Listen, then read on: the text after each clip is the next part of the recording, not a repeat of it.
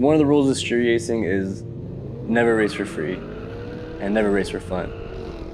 It always has to be for something because it's not worth it to get caught for a free race. It's not worth it, potentially crashing your car for a couple $100s.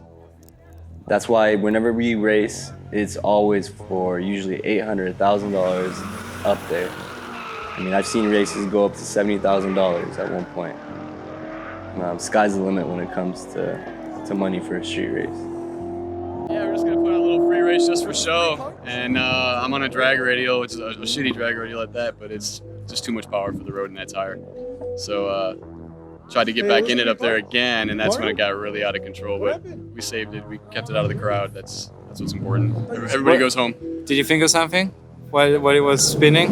While it was spinning, I was just thinking keep it straight, and then it kicked hard left, and I thought we were in trouble for a second there, but I got a hold of it. I don't know.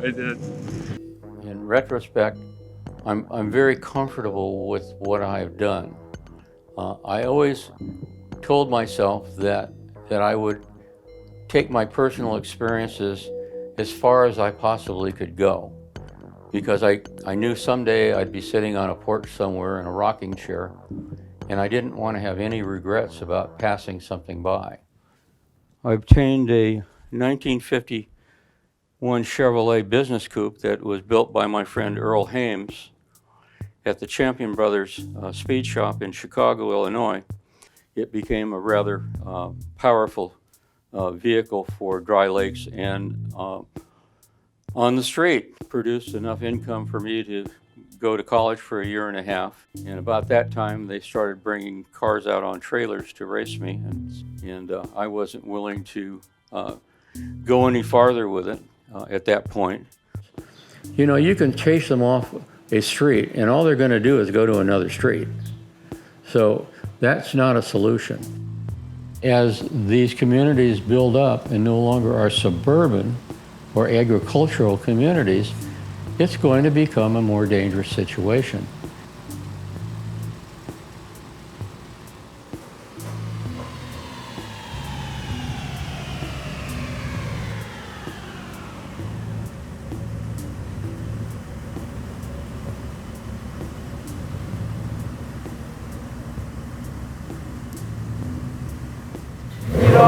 I do it for the race, you know what I mean? I love to win, you know what I mean? That's just basically why I race.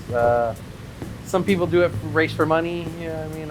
I do it because I love to race, and that's what I built my car for. I like going out and testing my car and seeing what it could do. That's what we do. That's what we do as mechanics.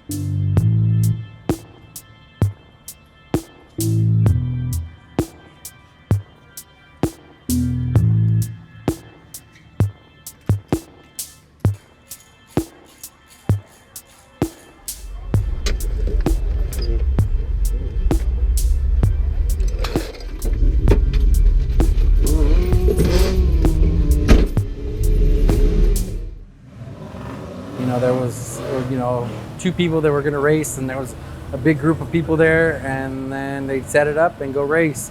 Whereas at the youngster meets, it's just everybody, line up and race.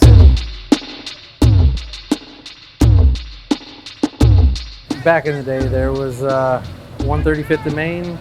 That's the spot. It's the spot you used to go to. Hell yeah!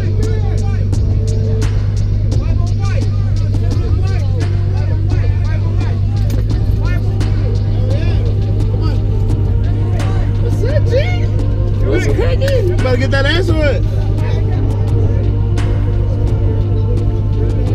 Go forward. Right there. Right there.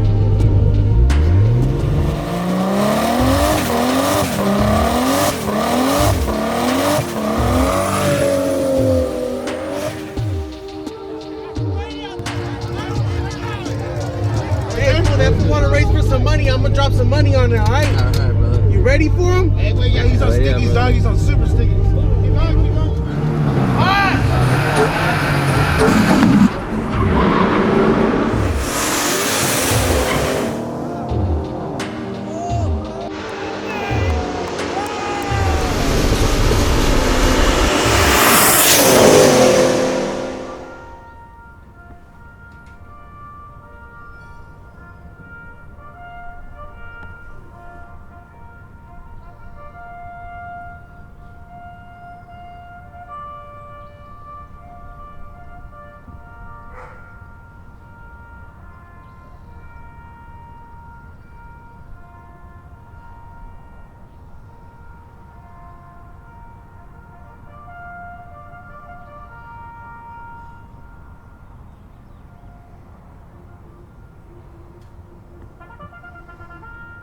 we can go back to normal.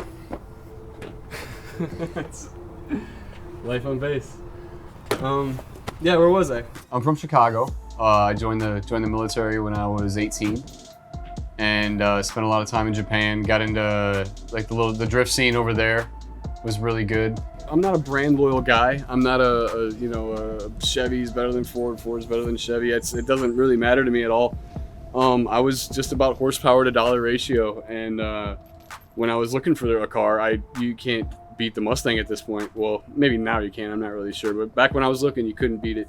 The Camaros were too heavy, and these just make so much more power than them. I drive a 2014 Mustang. I go by TT Coyote on Instagram. It's just a turbo car I built to have some fun with and run it on the streets.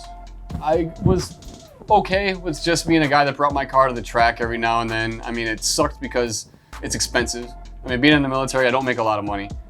So just having a truck and a trailer and, a tech card, all that stuff costs money. A day at the track, I mean, you're looking at least like a $300 day just to go to the track. So, I mean, I was okay with that until, I moved here, and it was a nitrous car before. I didn't have turbos on it.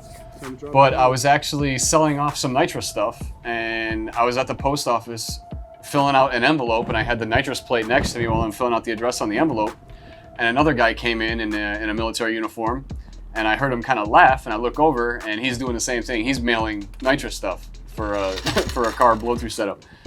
We just got to talking, and he asked me if that was my car in the parking lot, and I told him yeah. And he's like, well, if you're ever looking to race it, me and some guys, we like to do the same thing. And he gave me his number, and we text back and forth, got together. He helped me test my car, and I've helped him on a few things with his car, and we just became friends that way. Oh yeah, this is Edison Road here. This is named after the power plant, I'm assuming. So, and yeah, that's where we're going. This road, it dead ends right into Edison, or right into the power plant.